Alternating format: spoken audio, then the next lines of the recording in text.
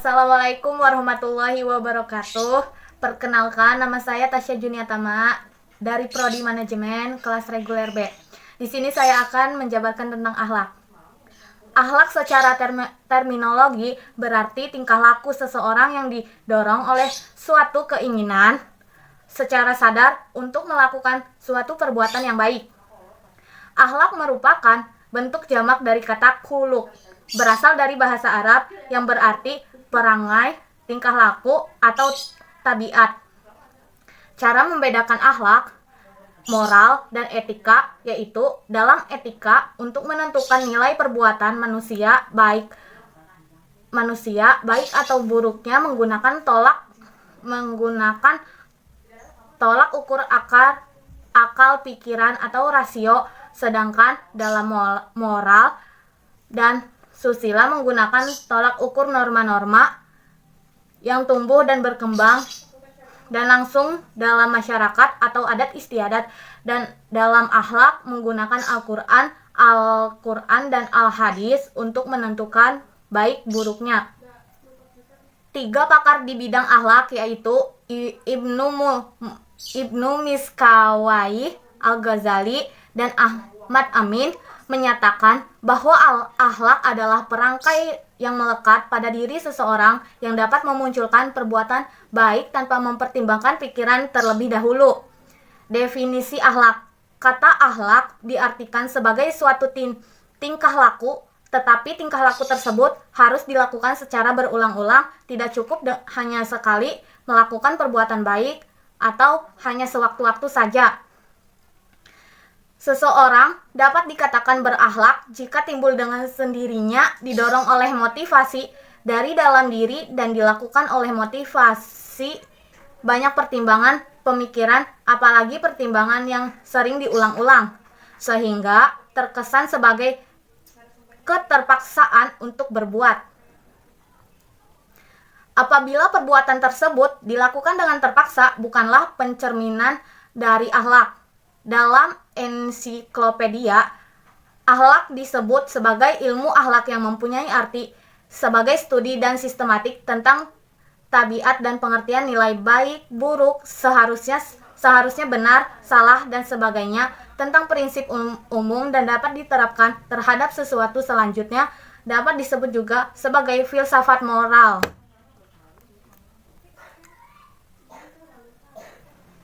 Syarat akhlak.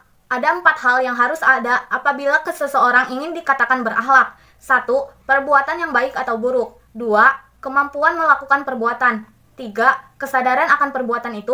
4. Kondisi jiwa yang berbuat cenderung melakukan perbuatan baik atau buruk. Sumber akhlak. Akhlak bersumber pada agama. Perangai sendiri mengandung pengertian sebagai suatu sifat dan akhlak, suatu sifat dan watak yang merupakan bawaan seseorang. Pembentukan perangai ke arah baik atau buruk ditentukan oleh faktor dari dalam diri sendiri maupun dari luar, yaitu kondisi lingkungannya. Lingkungan yang paling kecil adalah keluarga. Melalui keluargalah kepribadian seseorang dapat terbentuk. Secara terminologi, akhlak berarti tingkah laku seseorang yang didorong oleh suatu keinginan secara sadar untuk melakukan suatu perbuatan yang baik. Para ahli seperti Al-Ghazali menyatakan bahwa akhlak adalah perangai yang melekat pada diri seseorang yang dapat memunculkan perbuatan baik tanpa mempertimbangkan pikiran terlebih dahulu. Perangai sendiri mengandung pengertian sebagai suatu sifat dan watak yang merupakan bawaan seseorang. Moral akhlak. Moral, etika, dan akhlak memiliki pengertian yang sangat berbeda. Moral berasal dari bahasa Latin yaitu mos, yang berarti adat istiadat, yang menjadi dasar untuk mengukur apakah perbuatan seseorang baik atau buruk. Dapat dikatakan baik buruk suatu perbuatan secara moral bersifat lokal, sedangkan akhlak adalah tingkah laku baik, buruk, salah, benar. Penilaian ini dipandang dari sudut hukum yang ada di dalam ajaran agama Islam. Perbedaan dengan etika, yaitu etika adalah ilmu yang membahas tentang moralitas atau tentang manusia sejauh berkaitan dengan moralitas. Etika terdiri dari 3 pendekatan, yaitu etika deskriptif, etika normatif, dan mata etika. Kaidah etika yang biasa dimunculkan dalam etika deskriptif adalah adat kebiasaan, anggap-anggapan tentang baik dan buruk. Tindakan-tindakan yang diperbolehkan untuk tidak diperbolehkan. Sedangkan kaidah yang sering muncul dalam etika normatif yaitu hati nurani, kebebasan, dan tanggung jawab, nilai dan norma, serta hak dan kewajiban. Selanjutnya, yang termasuk kaidah dalam mata etika adalah ucapan-ucapan yang dikatakan pada bidang moralitas.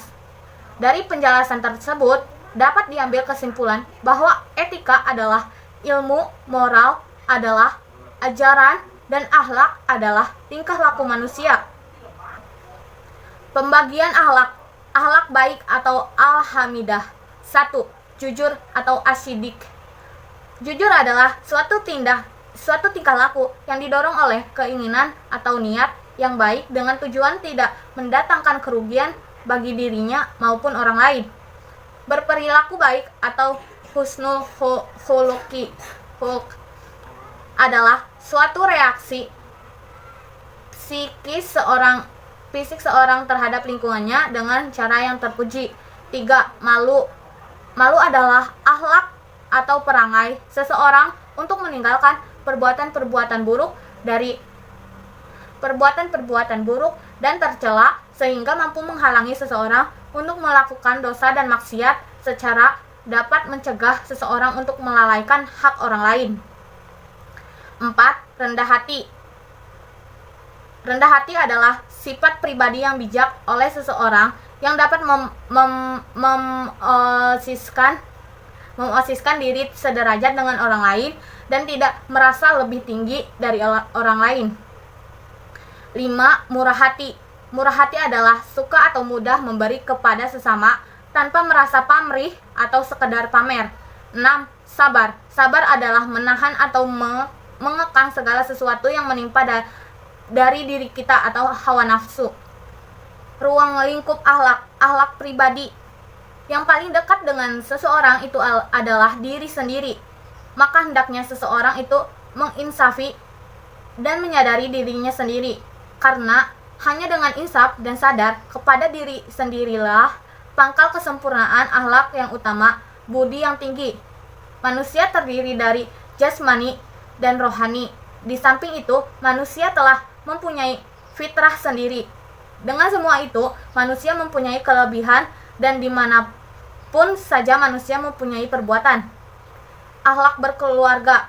Akhlak ini meliputi kewajiban orang tua, anak, dan karib kerabat. Kewajiban orang tua terhadap anak dalam Islam mengarahkan para orang tua dan pendidik untuk memperhatikan anak-anak secara sempurna dengan ajaran-ajaran yang bijak. Setiap agama telah memerintahkan kepada setiap orang yang mempunyai tanggung jawab untuk mengarahkan dan mendidik terutama bapak atau ibu untuk memiliki akhlak yang luhur seperti lemah lembut dan perlakuan kasih sayang.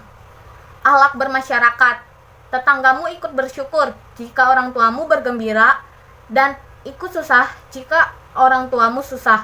Mereka menolong dan bersama-sama mencari kemanfaatan dan menolak kemudaratan. Orang tuamu cinta dan hormat pada mereka, maka wajib atasmu mengikuti ayah dan ibumu, yaitu cinta dan hormat pada tetangga. Akhlak bernegara. Mereka yang sebangsa denganmu adalah warga masyarakat yang berbahasa yang sama denganmu, tidak segan berkorban untuk kemuliaan tanah airmu. Engkau hidup bersama mereka dengan nasib dan penanggungan yang sama. Akhlak beragama. Akhlak ini merupakan akhlak atau kewajiban manusia terhadap Tuhannya. Karena itulah, ruang lingkup akhlak sangat luas, mencakup seluruh aspek kehidupan, baik secara vertikal dengan Tuhan maupun secara horizontal dengan sesama makhluk Tuhan. Sekian saja penjabaran dari saya. Kurang lebihnya mohon maaf bila ada kesalahan.